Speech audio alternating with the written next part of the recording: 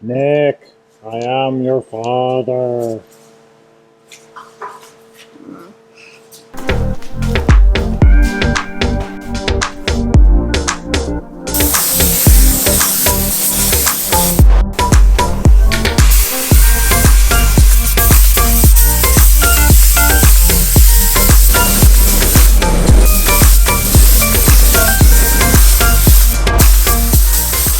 Going back to the hangar. It has been a productive morning already. We were away for a couple days for some management meetings to do some strategic planning, and so I got back this morning. I got my workout in and had a meeting with Rich, general manager from one of our other companies. So that was good and productive to catch up, and now we got things coming together on the airplane. So we're finally to the stage where things are getting put back on and coming back together. So it's exciting to see it taking shape. A few things I want to do here over the lunch hour just to get ready. We got a little bit of painting left to do tonight. The challenge that we're up against right now is I got word from the shop in Chicago that's putting the TKS de-icing system on, and they are under a significant time crunch with all the projects that they've got going on. My airplane isn't arriving as early as they had hoped, and so that's putting our departure date in jeopardy. So right now the goal is get the airplane to Chicago for Monday morning. Right now it's Wednesday afternoon. We have a little more painting left to do, and then a little more assembly. The airplane needs to get flight tested and flown down to Chicago. Challenge is weather. I still don't have a de-icing system on the airplane, and we've got a snowstorm coming in.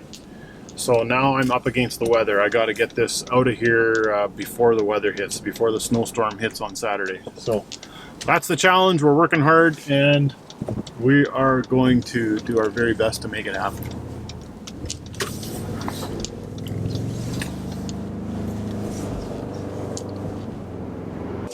The reassembly begins.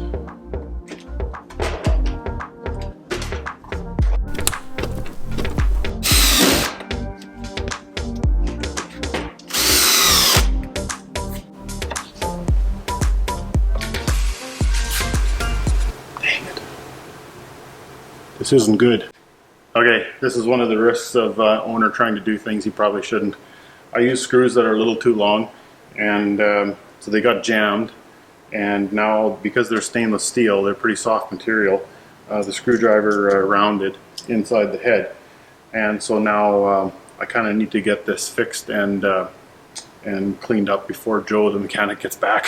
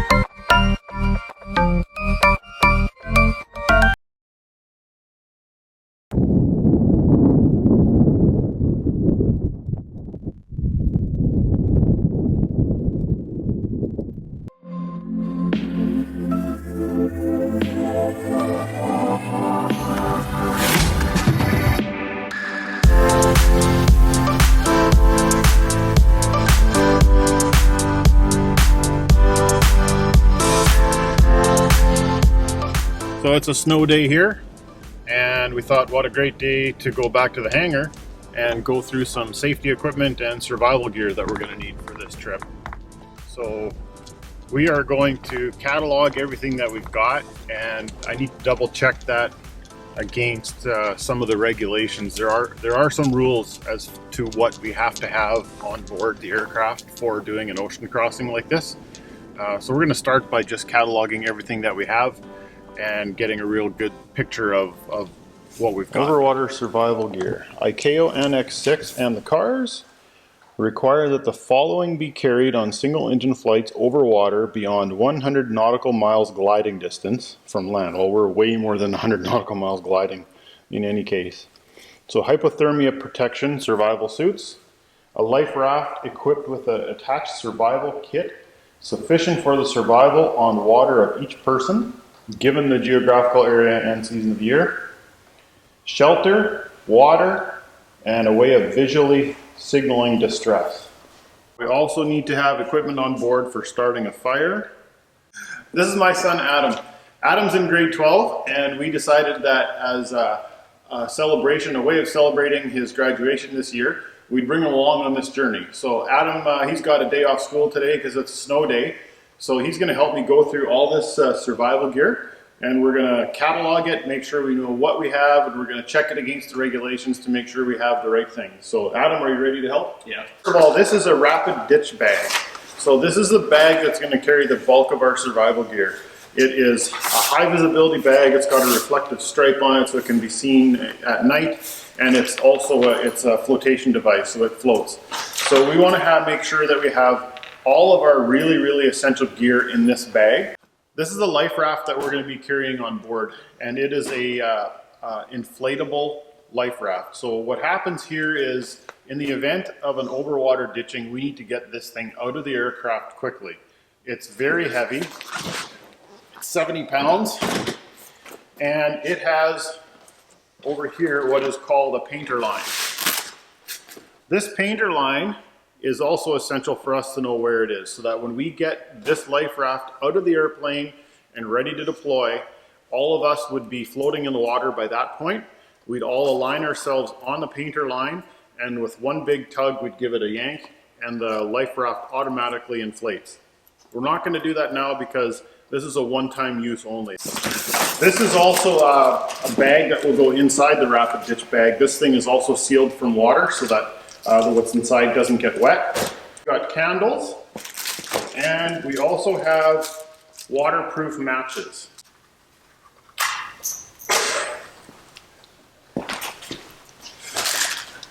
We just lost our first match in the ocean.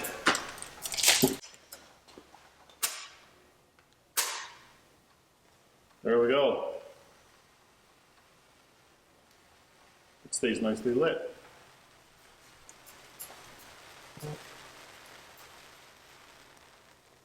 Let's try one more. This time we're going to simulate that our matches got wet. So I have here my cup of coffee. Oh, look at that. Match got wet. Okay, so we do what we can to dry it out. Look at that. Not bad. We've also got light sticks. So again, in the event of being in the water in the dark, we've got a little bit of extra lighting on us to hopefully the rescue helicopter can see us a little better. Plenty of hand warmers. Signaling horn. More cord. Cord is a very useful thing to have, tying things up, making shelter, you name it. It's a very handy thing to have. And of course the first aid kit. And it's just got your typical first aid supplies. Okay, so that's packed up and it's going to go inside the rapid ditch bag. So we do have to ditch over water. This will float, it's visible, we can find it. There's a few other things that are going to go inside the rapid ditch bag.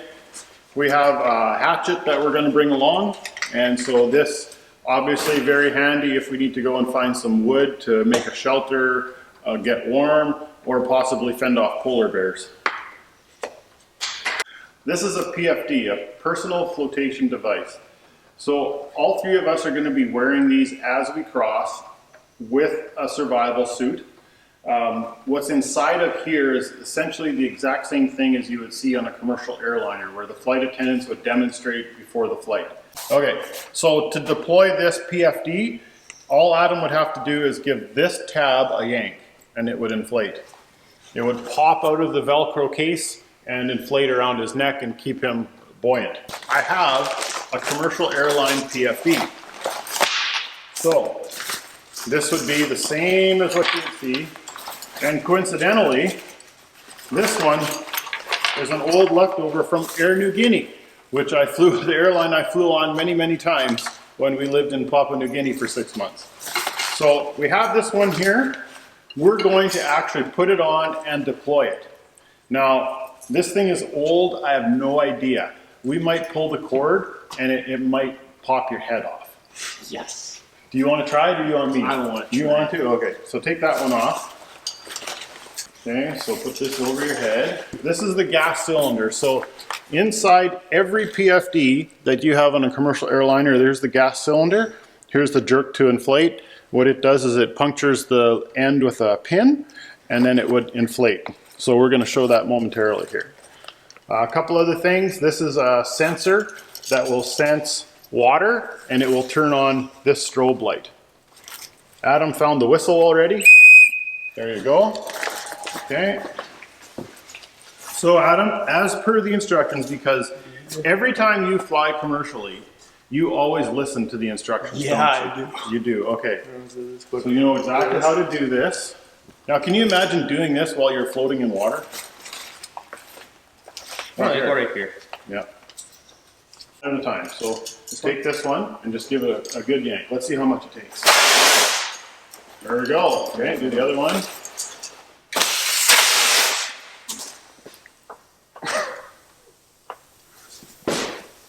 I hear air leaking. So now you gotta blow on this thing. Well, that's, yeah. If the air keeps leaking, eventually you'd have to.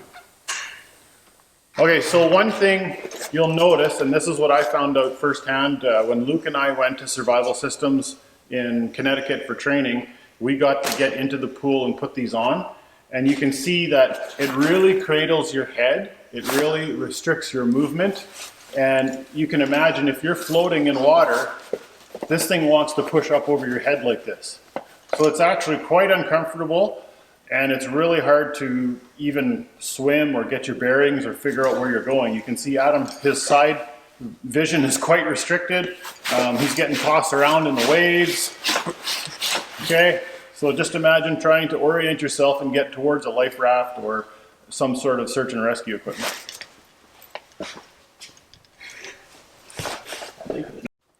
Okay, so Adam has graciously volunteered to help demonstrate the survival gear that we have to wear while we're doing this crossing. He's going to be in the back seat of the airplane wearing the same equipment, so it's a good opportunity for him to practice getting into it and figuring out what this is going to be like.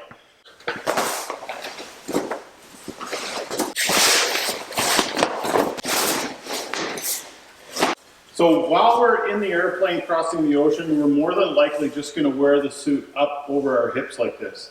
This is a neoprene suit. It doesn't exactly breathe. We're going to be hot, sweaty, stinking messes if we put this on all the way. So we'll be sitting in our seats, seatbelt lapped around, and we'll be ready to don this in the event of an emergency.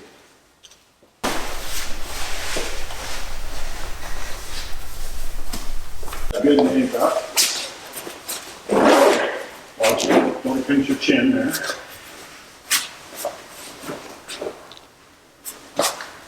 So now, we need to get the PFD on. So put this arm through here.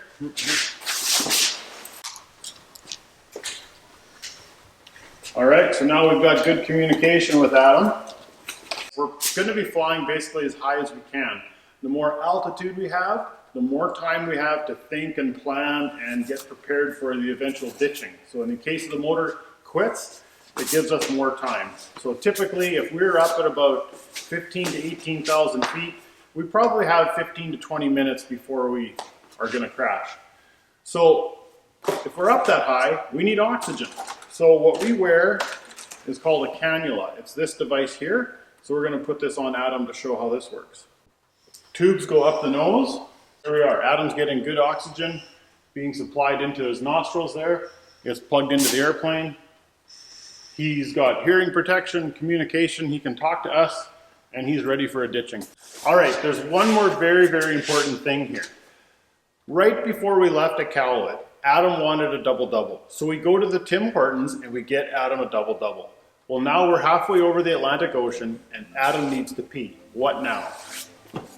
That's where the Travel John comes in.